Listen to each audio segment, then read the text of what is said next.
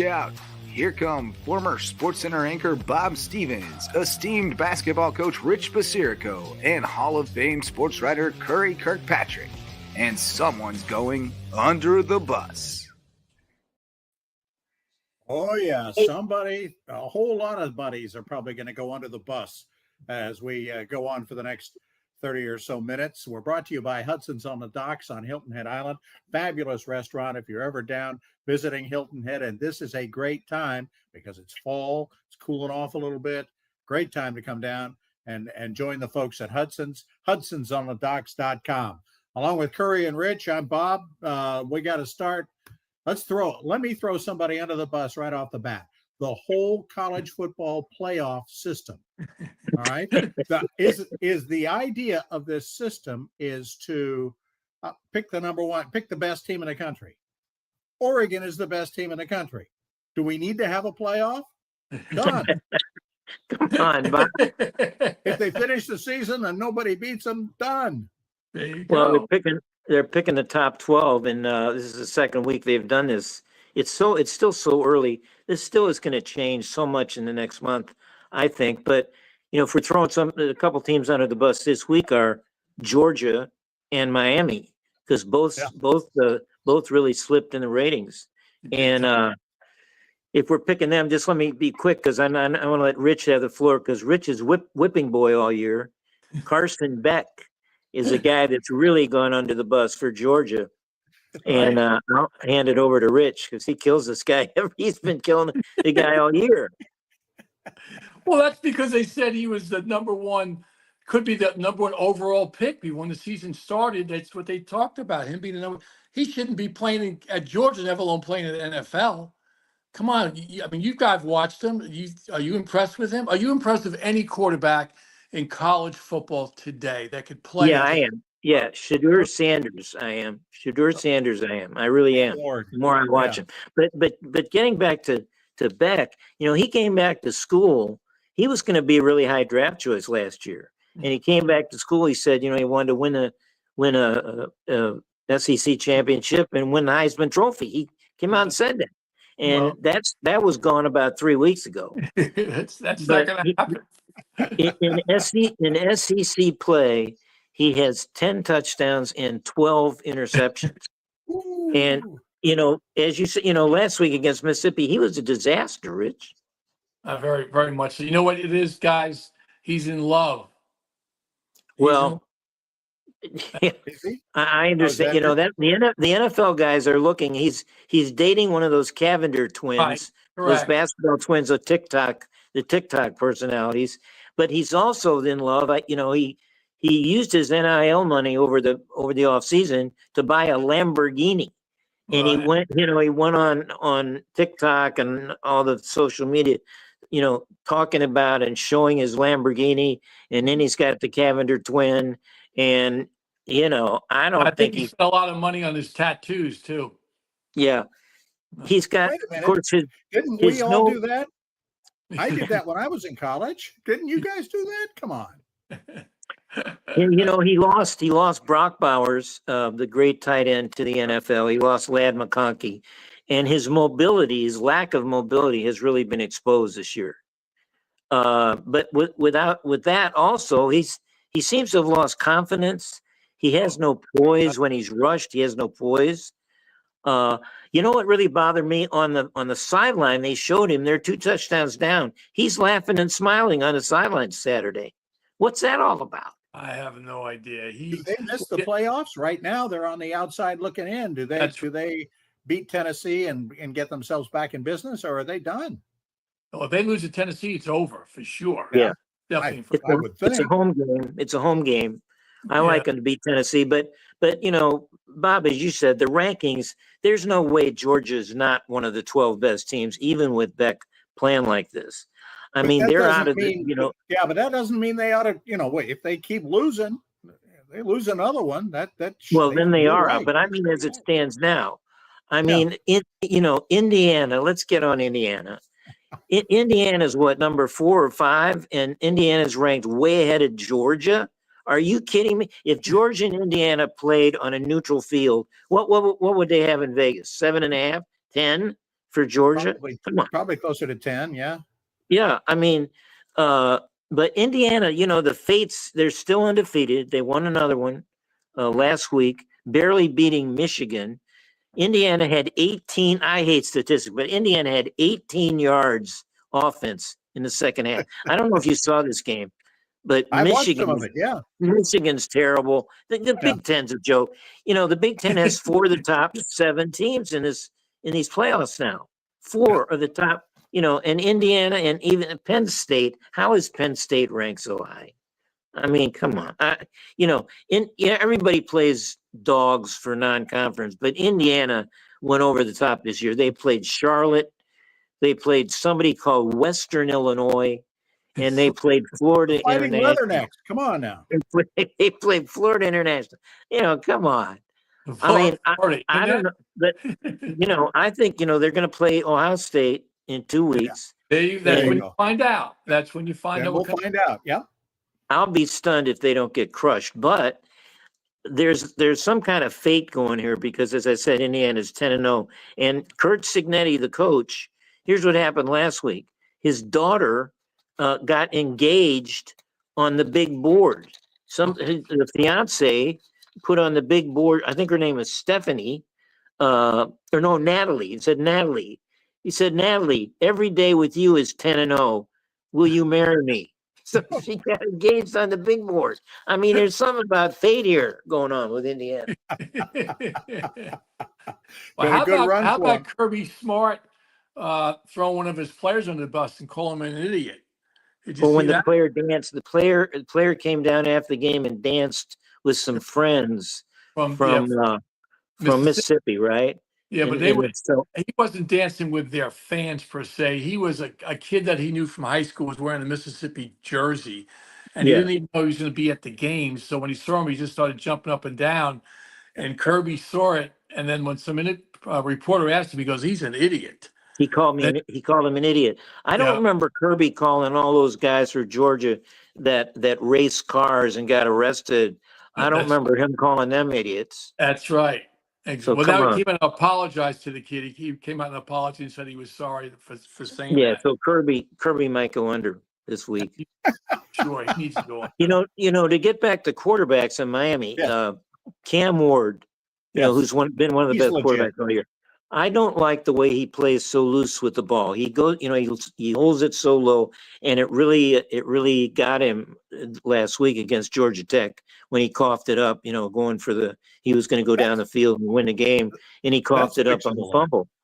Yeah, and this playoff system has created. This is why every game in the regular season is important, because Miami, with that loss now, they go into a tie with a couple other teams in the ACC. And, people are saying the ACC is only going to get one team in the playoffs, the winner of the ACC championship game. And if you look at the records, SMU is unbeaten. Let's say SMU gets in it. SMU. Yeah, let's say SMU gets in it. How about that? Well, yeah, let's give it to SMU in the championship game. But who gets to play them? There's going to be several teams tied, I think. Louisville, Clemson, Miami. They've all got one and one. Well, they four-way tie. They break the ties by if obviously if you beat that team, you finish ahead of them. But they don't play each other. I know. So then you go to common opponents. You go to common. Yeah, they go to common opponents. So, then they go to who won at night. Then they go to what team beat a team with a live mascot. I mean, they'll have to go to all these esoteric things to figure out. And Miami might not get in the championship game. It might not. All they got to do is beat Virginia and Syracuse, and they're in. Virginia and Syracuse. If they don't beat if they lose one of those teams, they don't deserve to be in. But Rich, if Louisville wins out too, don't beat one of those and Clemson teams. wins out too, they'll be tied with those teams for second place. They'll have to get above Clemson because they beat Clemson. Well, did they beat Louisville? I don't think they played Louisville, did they? Yeah, Louisville beat Clemson. Louisville beat Clemson. No, I mean Miami. Louisville. Miami. What's the coin flip? Goes to Miami lost to Georgia Tech. If one of those Clemson didn't play Georgia Tech, I don't know if Louisville played Georgia Tech or not. No, that's what I mean. Okay. They've left it up to the fate. You might be right. You guys are talking about an easy one to settle. The SEC could end up with an 8-way tie. Wow. Let's break that. And That'll all be eight of kinds of fun, all huh? eight of them will be better than Indiana. Well, and they'll put all 8 of them in the playoffs, probably. What about here's an interesting stat. The two teams Yeah. that played for the national championship last year, Washington and Michigan, they together are 10-10 this year. I think that's going to happen in the new system. Guys are going to leave. Guys are going to, with all of the chaos, and there's going to be plenty of it. It's going to be crazy. We'll be watching that. I got a guy. Yeah. I'm sorry, Bob. Go ahead. Go ahead. I got a guy that I'm not putting under the bus, even though he came out and everybody killed him. That's the athletic director of Utah, Mark Harlan, who said that the refs stole the game from him and beat BYU Utah. Yeah. I know you guys didn't stay up, but I happened to stay up for that. And at the clocking of 2:00 a.m. is when the BYU guys went into the end zone, and the game was over twice, and the officials kept it going. I mean, I could not believe this. The first time, the BYU, it's 4th and 1 or 4th and whatever, with a minute left. BYU's in their own end zone. The guy has to get out. It's 4th down. He's running around in the end zone for seemed like 50 seconds, and the game is over because they're going to tackle him. And all of a sudden, the whistle blows, and it turns out the BYU coach called timeout. What? I mean, it was ridiculous. It was ridiculous. The BYU quarterback's running around. He's got no chance. The game's over. And that's your quarterback. The BYU quarterback is your guy. I know. I'm a BYU guy. But the way they won this game. So then now they get another down. The next one, the guy goes back and gets tackled in the end zone for a safety. The game's over again. The crowd is coming down. But then they call a pass interference on Utah at the 10-yard line. And they kept replaying and showing it. It was so tacky. It was such a touch call. It was awful. I mean, Utah won the game twice, and it got stolen. He was right. How could the Utah AD, though, complain about the officiating when he was just in the Pac-10 for, the last 15 years, and they are notoriously the worst officials in college football is out of the Pac-10. He ought to have been used to this by now. Well, he got fined $40,000, which is a lot of salt from Salt Lake. They'll have to dig the salt out of Salt Lake to pay that. But yeah, he was furious. He came in before even the press got a hold of the coaches. He came roaring into but I was watching it and I was going nuts. I'd say, and I'm a BYU guy, but I mean, it was the worst ending. I heard what he said. He said, we were looking forward to being in the Big 12. I don't know about that. He said, I don't know about that anymore. Yeah. He's done himself a lot of good. He'll be a good guy to hang with at the next league meeting. Yeah. He'll be a good guy. How about here's an under the bus character, the governor of Louisiana, Jeff Landry. He's the guy that insisted on getting the live tiger to come to Tiger Stadium. He wanted Tiger Mike to bring him in there, and the people that handle the tiger there, they went against this. They say we can't take him in there because the last time they did this was about 6 or 7 years ago. And the tiger got all sick and upset because it was, it's bothersome. Been in. I've been to LSU and seen where they have this big acreage right outside, across the street from the football stadium, right outside the basketball arena, and they have the tiger in there for game days. And so they've got a waterfall there, and water and grass and rocks, and it's really kind of neat. So they bring this guy, the poor tiger, so the long story short, the guy, they wouldn't let him touch the real Tiger Mike. So he used his connections and called up some Florida animal guy that sells tigers to circuses. Remember that? Listen, and he got the Florida man to bring in a Florida tiger called Omar Bradley. They put him in the cage and brought him in. and LSU got their ass kicked. And a lot of people are saying that they should put the governor in the cage and take him back. I like that. Yeah. We can throw him under the bus. Hey, a couple of guys I do not want to throw under the bus. I think we have stories about them because they were big deal during their eras. A couple of guys who passed this week. John Robinson, the great coach from Southern Cal, particularly, and then the Rams, and then he finished at Vegas, and then Gerry Faust, who went from high school at Cincinnati Moeller right straight to Notre Dame. Rich Basirico's career path right there. Go from the small, go from the high school, make them big, and then go right to Notre Dame, and then was over 500. He was 30-26 at Notre Dame. But then got fired and finished his career at Akron, lived in Akron, actually, to finish up his career. You know, losing record. I'll just go first since I'm here. John Robinson, I thought, was so cool as a coach because he never coached. Did you ever see him during a game coach? He never called a play. He stood there and watched. And he was really, really good at standing there and watching. And he had the best players. Roll them out there and let them play. Yeah. Smart guy there. He maybe coached a little bit with the Rams, but that's my thoughts on John Robinson. As for Gerry Faust, one of the all-time nicest people in the world. Really, he could have been bitter after things did not go at Notre Dame. But he went to Akron. He brought them from Division AA up to 1A, but never said a bad thing about anybody, never said a bad thing to anybody, was just the nicest guy and always accessible, always, hey, you want to talk, he'd stick your head in his office. He'd stick his head in yours. When he did, other coaches followed him at Akron, and nobody, I've been reading a lot of the stuff over the last day or two.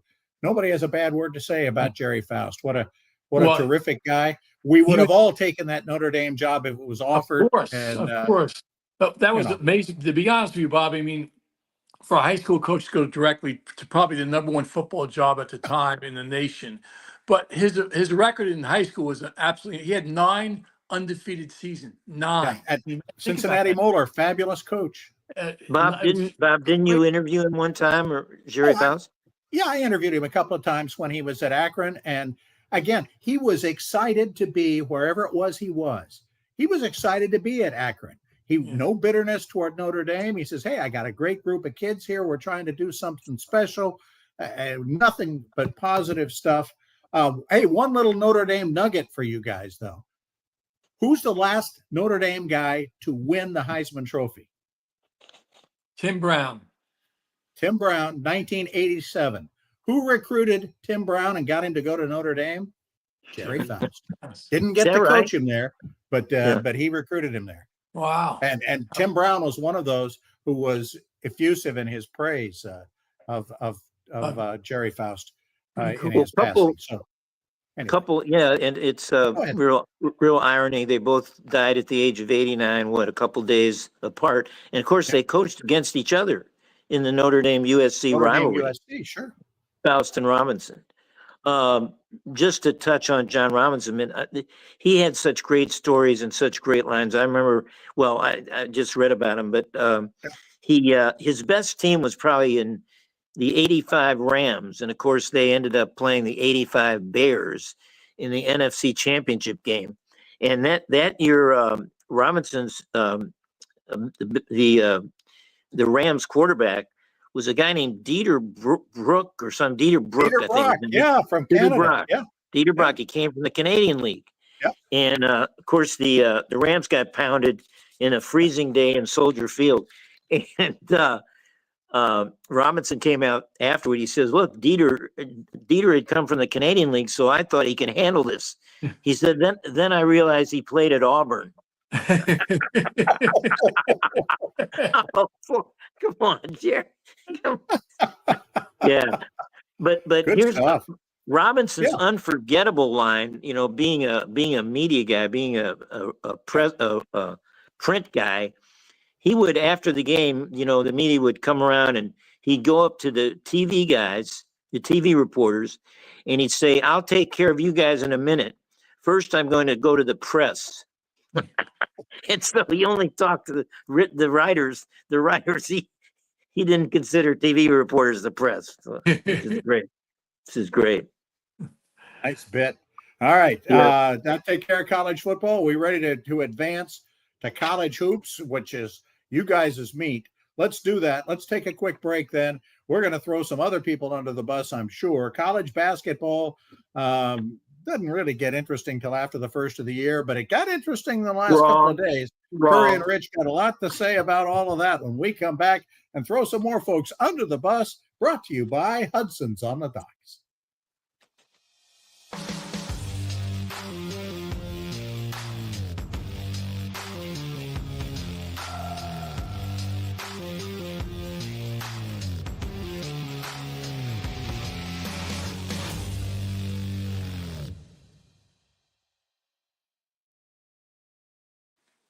Welcome back to Under the Bus. Bob Stevens along with Rich Basirico and Curry Kirkpatrick. College hoops. Okay, so it got a little exciting in the last couple of days. I'm just going to open the door for you guys to roll right through it. Good doubleheader. On Monday or Tuesday night with Bill Self passing Fog Allen, and then Carolina played, didn't they? Or Duke played. Well, Carolina did too. Carolina had a nice Curry. I know that's your team. They did a great job of coming back down 20 against Kansas and coming back and getting the lead. Yeah, they did. They did. So Bob came awful close when he's talking about college basketball doesn't get interesting till after the first year. Came awful close, these people that say college basketball isn't anything till March Madness. These early games that they play, that they're TV arranged games, obviously, but there's some unbelievably great games. The Kansas Carolina game was great. The Duke Kentucky game was fabulous, and of course Rich, his beloved Villanova, got beat 90-80 by Columbia. I mean, Rich, your coach, this guy Neptune, he's so far under the water. He's not just under the bus; he's underwater at Villanova. What do you think? He's not only drowning; I think he has drowned. I mean, that's your team. What a difference between Jay Wright and him. And he's brought in couple good players, but wow. When you're Villanova, you lose to Columbia. And Columbia's picked like 5th in their league in the Ivy. It's not like they're the best in the Ivy. They were picked at preseason to be 5th. So he's in trouble. They lost to St. Joe's last night. At Tuesday night, they lost to St. Joe's in a Big 5 game, which they don't want to lose those games. I think he's done. I think he's done. I think you throw him under the bus for sure. Since Jay Wright left to become a TV star and abandoned Villanova, that guy Neptune, he's barely 500. I think his record's barely 500. They can't get in the tournament, and they got as you say, November the 13th. Yeah. When you lose to Columbia, at home, and the star of the game is Columbia guy named, listen to this, the guy's name is Geronimo Rubio de la Rosa. He's no relation to the real Geronimo. He's no relation to our next Secretary of State, Rubio, and he's no relation to Julius La Rosa. Do you remember Julius La Rosa, the great 50s singer that got fired on national TV? Or Mark DeRosa, who works for the MLB network and played the big leagues for a while. There you go. Okay. Hey, let me ask you the guys though, and I think this will be good for our listeners. So the good games played in November. Do you learn anything there that matters though in March? I mean, does the fact that Kansas did whatever they did and Duke did whatever they did and whatever, does any of that matter in March, or is that so far away that nothing matters? I mean, in terms of preparing for the team itself or for the committee when they pick team? Is there something in March that you as a coach, Rich, can say, hey, remember back in November when we did this and that and the other? I mean, I think over, these the first month of the season, they look at so many different things. They decide this is the Is this what we want to do in terms of playing up tempo or defensively? Because these teams all have new players. It's not like you've worked from last year's team, and some teams have completely new teams. So this Kentucky. first month of the season, you got to figure out: are we going to be able to defend like we think we how I want to defend? Are we going to be able to run this type of press? Can we run these sets in their offense? I mean, like Duke last night, Curry. I thought multiple times there were no sets; they were just playing one-on-one. It Well, reminded me of the NBA. yeah. With Well, getting they've the ball done, out but of the Rich, way. they've done that for years. That's the way Yeah. Duke plays. Well, To go back to the couple of these great games, Carolina goes to Allen Fieldhouse, and Carolina gets down 20, as you said, Rich, in the first half, 15 at half, and comes back and is leading the game. I mean, they went ahead. They went right. ahead with a couple minutes in the game. But I think, as far as under the bus goes, Carolina, Hubert Davis did not, he tried to get 4 or 5 guys out of the portal, 4 or 5 big guys. They need a big guy to replace Baycott, and they Yeah. didn't get him. They didn't get him. Some of these guys went to Auburn and Alabama, the guys they wanted. The Rutgers guy went to Auburn. And they've got a guy from Vanderbilt who's the second center, but our first center can't really play, can't guard Dickinson. And we were just getting killed in the first half. But they did come back because we have some terrific perimeter players. I think we shot 30. I say we. I think they shot 30 free throws. Because we just went to the basket and got fouled.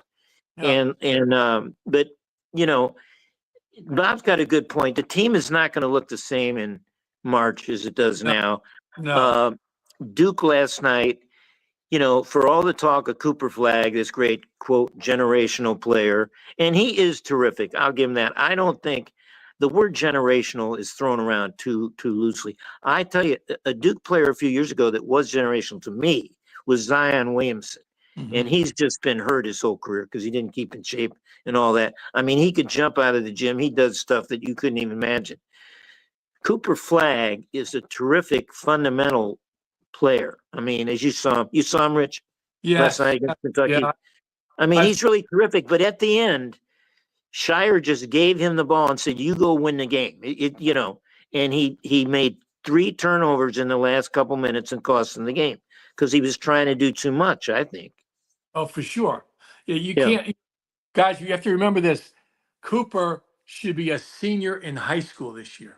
17 years old. Yeah. He should be a senior in high school this year. He skipped his senior year. He went to summer school and took classes. So now you're telling a 17-year-old, in a big arena, top 5 school, and we expect him to carry the team. There's no way. Not right now. Maybe down the road.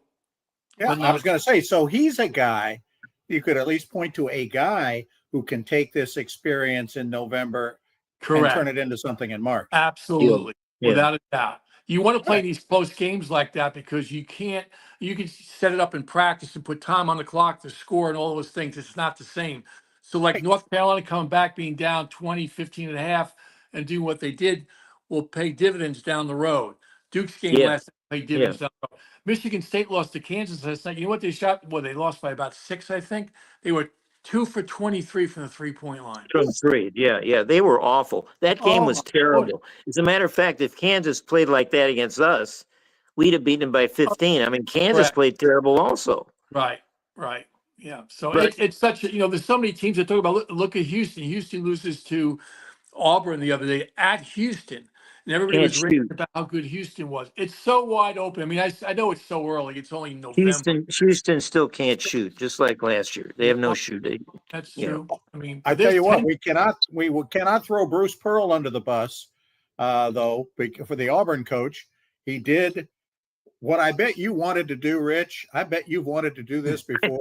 Guys were acting up on the plane while they were flying to Houston to play the game on the team plane, and he turned it back. He Good said, for him. "You guys keep this up, we'll turn it around," and he did.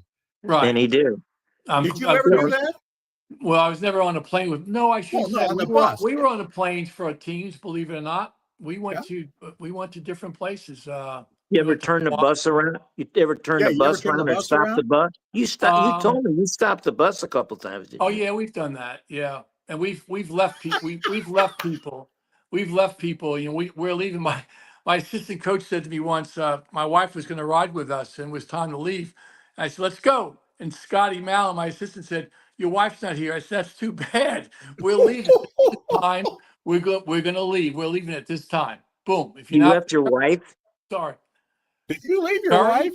this is the time That's we're right. leaving. If you're not on the bus, I don't even take attendance, because if you're not on the bus, you're out. That's the bottom line. We're not waiting.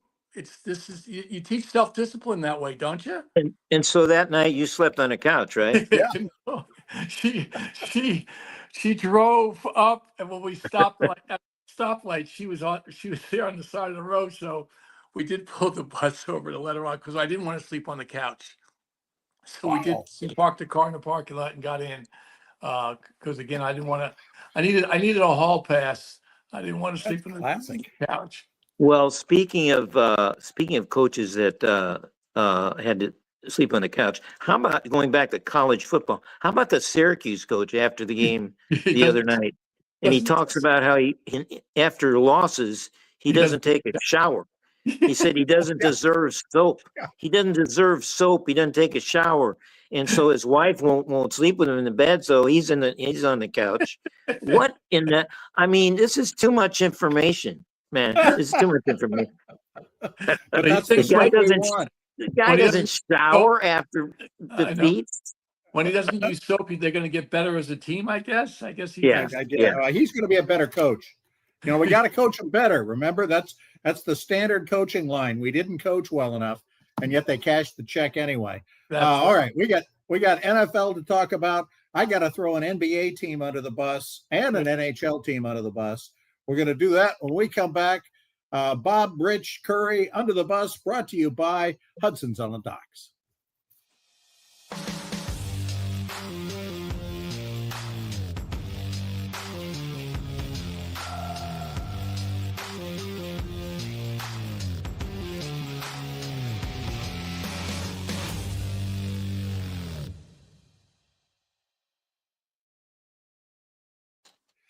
Welcome back to Under the Bus, Bob and Rich and Curry. Let's do one more thing that kind of ties together coaching escapades. Let's see. The Florida State football coach fired his coordinators and somebody, because he's going to get thrown under the bus. He threw them under first, right? To try to save himself.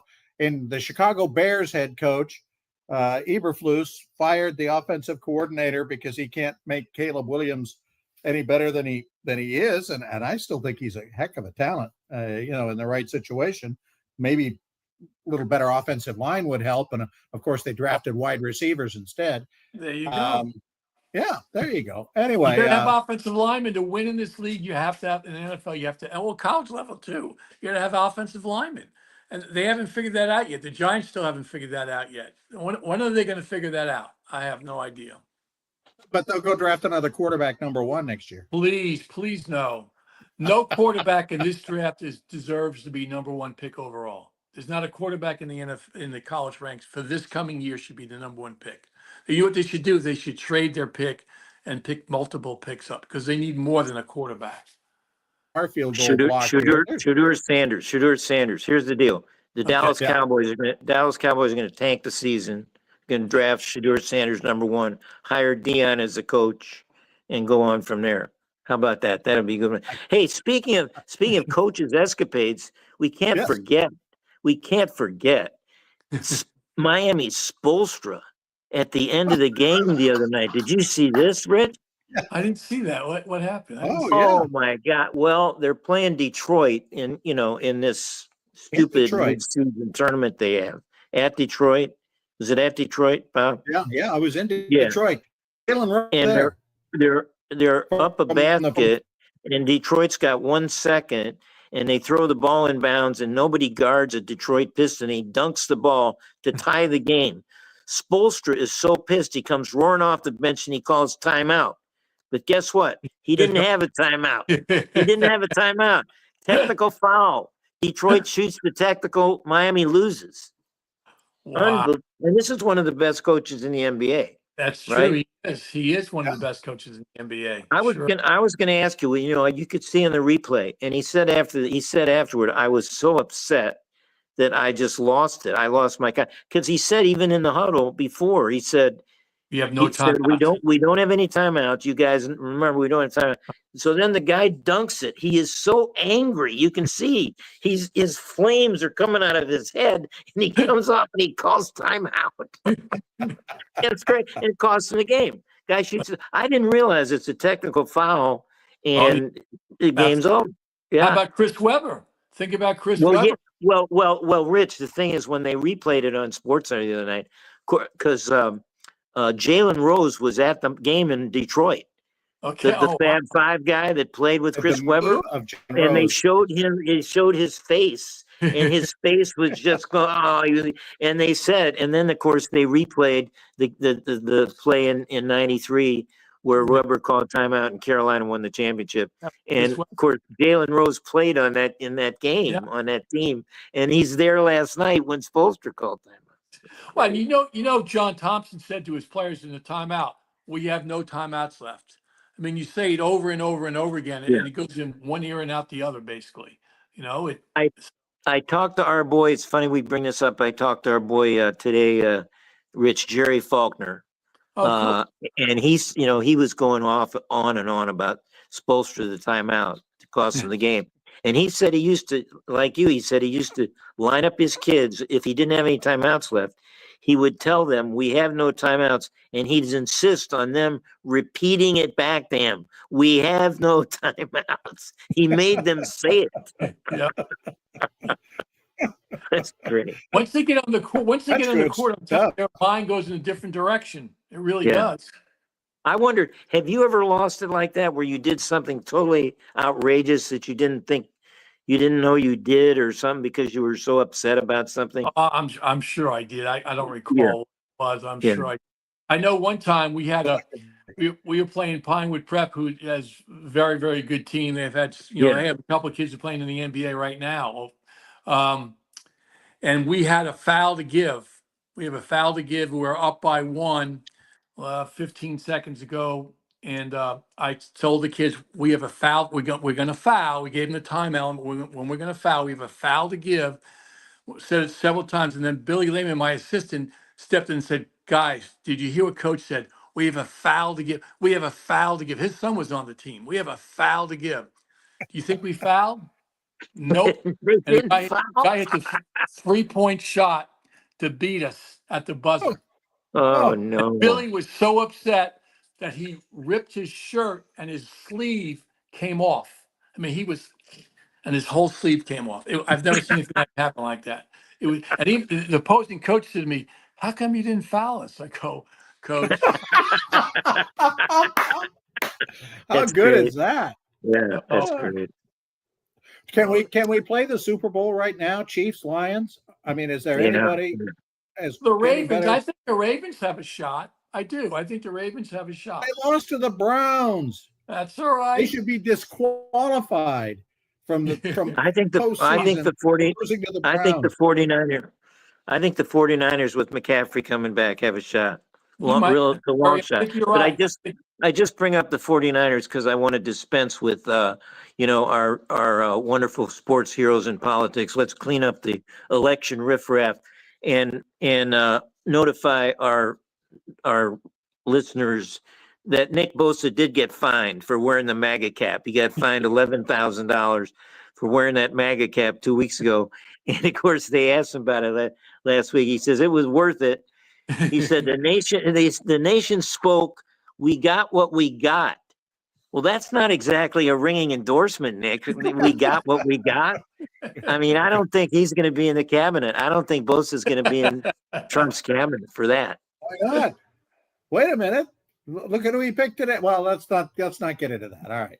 But I think Bosa got on the wrong side of Trump. Said we got what we got. Come on, we need more than that. How about, who's more screwed up, the Cowboys or the Bears? Or we can the Giants. How about the Giants? Well, I don't know. We don't even talk. Come on, Rich. We don't talk about. They're in that same conversation. No, they're below. They're below talking. Nobody's worse off than the Cowboys. How about they're actually no longer America's team. They're unwatchable. Well, And how you'll about enjoy Thanksgiving Day then, Bob, because the Giants are playing the Cowboys on Thanksgiving Day. Oh, is that the Thanksgiving game? Oh my goodness. Yeah, yes, it is. We'll well, have and extra turkey. how about the inner workings of this team? You know, Micah Parsons comes out and he throws McCarthy, the Yes. coach, under the bus, and That then was- Jerry has to come out and defend Micah and say he didn't mean what he said. It is that it's a joke. The circus. Did you hear the worst thing though? The worst thing, which didn't get much attention, they had a celebration of the all the Dallas Cowboy veterans who had been in the armed services. They put their names up on the board, and Yeah. you know, even the ones that had passed. And at one point, they put up for the great Dallas coach Tom Landry. They had his name up on the board as Tom Laundry. Yeah, they misspelled his name. Yeah, our great former coach Tom Laundry. Are you kidding me? Cowboys they can't even get that right. That's terrible. It is really Oh, rough. I got a post game interview. I got to get on this All right. because this kills me every time. Detroit plays the great game with, gets way behind and Texans. comes back and Yeah. beats the Texans. And they have this guy come off the bench. Jake Bates makes the field goal. Did you see? It was a 52-yarder, and it made it by about 0.52 inches inside the thing. So they interview him afterward, and this kid apparently was selling bricks last year. He was selling bricks, and he was going to be a brick salesman, and they call him and come back, so he gets this great comeback. So they ask him, Melissa Stark is the interviewer, and they asked Jake Bates, said, you were selling brakes, man, last year. What was that all about? What happened? And Jake Bates said, here's what his line was. And, you know, I'm not going to, it shows how the good Lord works. He says, I'm not here to be a good or a bad kicker. I'm here to spread the love of Jesus. I hope people go see my story and go see Jesus in my story. I mean, the guy turns into Fannie Tay Baker right before our eyes. And Melissa Stark, the poor interviewer, you know, it's very awkward. I've done these things. The guy is going on and on about Jesus Christ and Jesus. And Melissa's there with and she said, so he finally finishes with, you know, my story is Jesus' story. And she goes, awesome. And she hands it. She goes to the next guy, who's the defensive player standing there. I mean, poor Melissa. It's just, you know. That's what you got to do. Yeah. And final people under the It's bus. so Oh, awkward. Bob, you have some guys to throw under the bus. I got a couple of guys. You guys go ahead first. Oof. I've All done right. a bunch of mine. Well, All right, I'll take it over then. I was just so I'm throwing the Cleveland Cavaliers and the Winnipeg Jets under the bus. Okay. The Cavaliers are 12-0. The Winnipeg Jets are 15-1. I'm throwing them under the bus because you do not do that in November. I mean, you do that. Yeah, if you do that in April, great. But you do that in November. The only way you're going is down. That's true.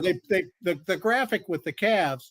You know, they're one of like 6 teams that have won that started the season 12-0 or better. Only 2 of the 6 won the title. Okay. And we forget it was not that long ago the Warriors began the season 24-0. Yeah. And you know who they did not win the title? The Cavs beat them in the finals. That was LeBron's title. Speaking of generational talent, how about Bronny James? He's a generational talent. Where's Bronny? What happened to Bronny? Where is he? He's down in the D League, but he I doesn't know. have to play road games because he won't fly commercial.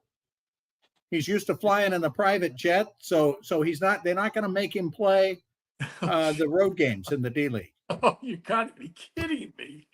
Oh my God, he's getting paid what, $8 million to play only home games in the G League. But he made some baskets. He'll play occasionally for the Lakers. They'll call him up for certain home games. Well, he That's made some. right there. The Lakers is another circus.